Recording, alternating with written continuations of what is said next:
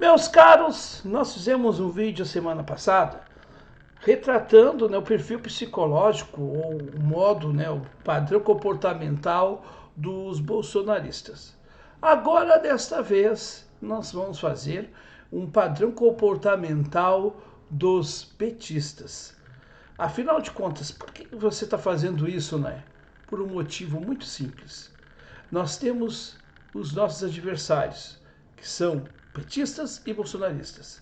E se nós não conhecermos bem o nosso adversário, dificilmente nós conseguiremos atingir e ter estratégia para desconstruir as suas narrativas.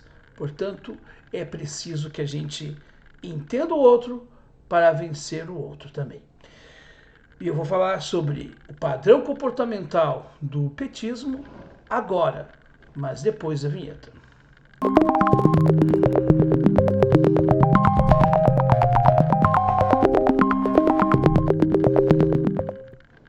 Antes de mais nada, seja muito bem-vinda ou bem-vindo ao nosso canal. É um prazer tê-la ou tê-lo aqui conosco, né? Vou dizer tê-la ou tê-la, não. É um prazer tê-la e tê-lo aqui com a gente. E antes de mais nada, peço que você aí já se inscreva no canal, acione o sininho das notificações para não perder mais nenhum conteúdo novo no nosso canal. E nós sempre temos aqui, sempre de segunda a sábado, às 18 horas, né? E aos domingos, às 9 da manhã. E eventualmente nós temos conteúdo extra também durante a semana. Meus caros, vamos falar rapidamente, tá, sobre o perfil dos petistas, né, ou do lulopetismo. Como é que se define, como é que a gente consegue perceber, né, qual o modus operandi do lulopetismo? Primeiramente, que o lulopetismo ele se baseia no dogmatismo político. O que vem a ser dogma? Dogma é uma verdade incontestável. Então, se na religião nós temos verdades incontestáveis, nós vamos ter na política essas verdades também. E aí ela precisa de quê? Para o dogma se consolidar, ela precisa de uma fé não raciocinada, de algo que você crê naquilo ali cegamente. Então o lulopetismo ele precisa da personificação do Lula. Sem o Lula, o PT não é nada. Por quê? Porque o PT é o Lula. Mas o Lula é muito mais que o PT. Mas o PT sem o Lula não é nada. Tanto é que, ao longo da história, todas as outras lideranças que poderiam ter sido lideranças do partido foram todas elas dizimadas pelo senhor Luiz Inácio. Pois é, meus caros, essa é a situação. E tudo que é vontade do Luiz Inácio é vontade e é executada e não tem questionamento. E aí, meus caros, quando você defende o indefensável, você precisa do quê? Você precisa da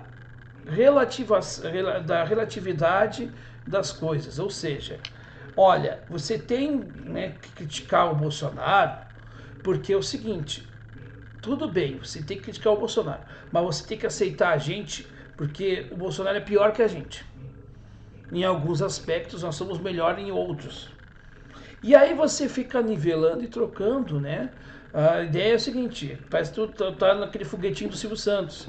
Tu troca de ter câncer para ter AIDS? Eu quero dizer, sim! Essa é a relação. Por quê? Porque, na verdade, o que resume hoje o lulopetismo? Resume numa narrativa de defesa aos pobres, né, de um político que se preocupa contra a fome, de um político que é um estadista, coisa que o Lula nunca o foi e não será, né, de uma narrativa de combate a um suposto fascismo, quando na verdade o PT tem gestos fascistas, porque quando você se diz democrático, mas não consegue ouvir o outro lado, o contraponto, sem pelo menos desferir para o outro uma palavra ofensiva, um adjetivo, é porque de fato você não gosta de ouvir outras opiniões, você só escuta uma única opinião e uma única visão da coisa não é democrática. Você, para ser democrático, você tem que saber ouvir todos os lados. Há de se dizer, inclusive, né, que o PT não votou nem a favor da Constituição atual que nós temos no Brasil. Talvez seja por isso que, né, movimentos e pessoas ligadas ao PT, ao lulismo, estão, por exemplo, defendendo quase que o fim da presunção de inocência no caso Marcos Mello. Ou seja, você percebe ali que o lulismo ele é calcado de mentiras. E essas mentiras têm que ser defendidas. Eles não têm hoje, né, o PT hoje não tem militantes, eles têm uma claque que é, né, patrocinada, alguns, outros convertidos pelo fanatismo político mesmo, de defesa pela defesa. Sempre vai te atacar porque ele sempre vai ver o outro como inimigo. E efetivamente, o modus operandi do petismo é o quê? É sempre relativizar com o bolsonarismo e é sempre usar também de fake news. O petista reclama de fake news, mas ele também produz fake news. Os blogs sujos do PT são um exemplo bem típico disso. Ou você confia, por exemplo, no que está publicado numa 247 ou revista Fórum. Às vezes até eles publicam notícias verdadeiras ali, mas o meio daquilo ali, tudo que é relacionado ao PT, pode ter certeza que é mentira. Porque sempre tem alguma coisa para passar o pano, enfim, para diminuir a situação, né? Para favorecer, em termos de, eu não gosto dessa palavra, mas enfim, em termos de narrativa própria, né? De uma autopropaganda, né? Sempre é uma propaganda positiva. E efetivamente o lulopetismo se alimenta também de uma ignorância, né? Uma ignorância congênita, né? Porque é uma ignorância da despolitização, porque o PT, que tinha quadros que defendiam a politização, hoje esses quadros estão silenciados. Por quê? Porque hoje o Lula ele é uma marionete, né? Então tem os bancos mandando no Lula. Por sua vez, eles têm uma outra marionete que chama centrão fisiológico, e eles manipulam esse centrão fisiológico, né, do Arthur Lira, do L do Lira, lá, para fazer o quê? Para passar todas as reformas contrárias aos trabalhadores, para passar todas as coisas favoráveis ao rentismo e manter a mesma política econômica do Bolsonaro. É a mesma.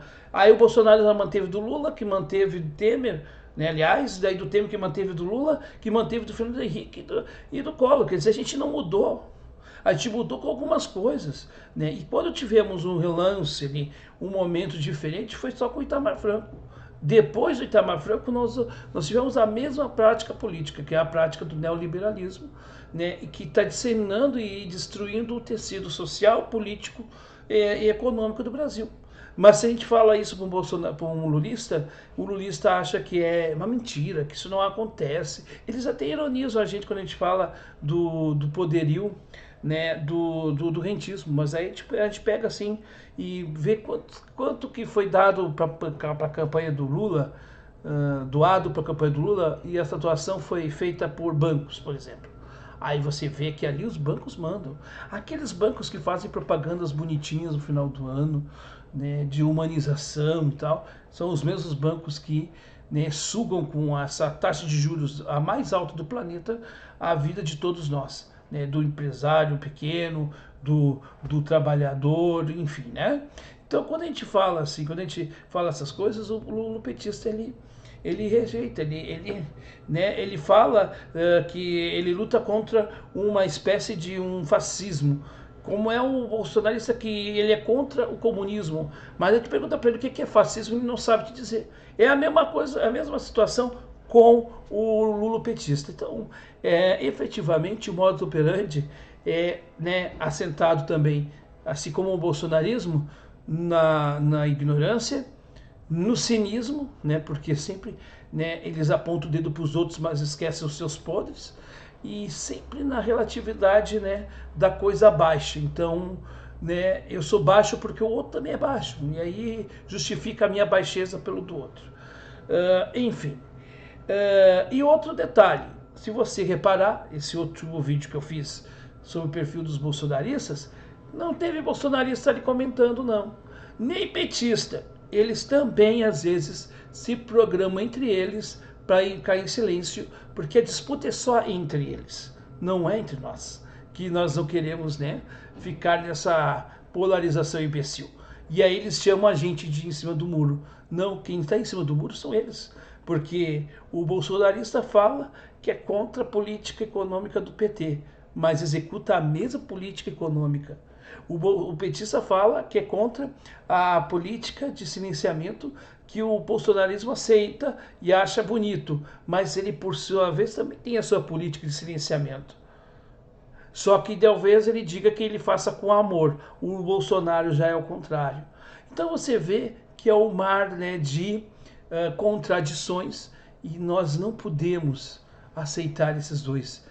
Votar em um para dizer não para o outro, talvez, né, seja o resultado não eficiente daquilo que nós queremos, e que quem fez isso em 2022, talvez hoje, já em 2023, já tenha se arrependido. Talvez não resolverá o problema, efetivamente, mas talvez aqueles que, como eu e muitos outros fizeram, em votar branco ou até nulo, e quem sabe na abstenção, tenha sido aquela coisa assim: eu não vai resolver nada, mas a minha consciência está tranquila, porque votar no 13 ou no 22 era praticamente a mesma coisa, com cores diferentes e com gados diferentes, mas no fundo o sentido da coisa é a mesma, a da destruição do Brasil.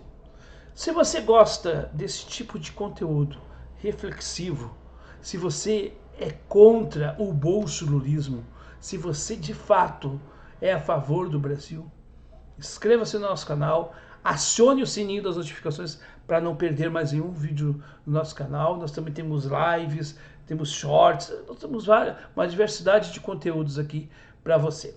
E é isso, gente. Aqui a resistência sempre permanecerá.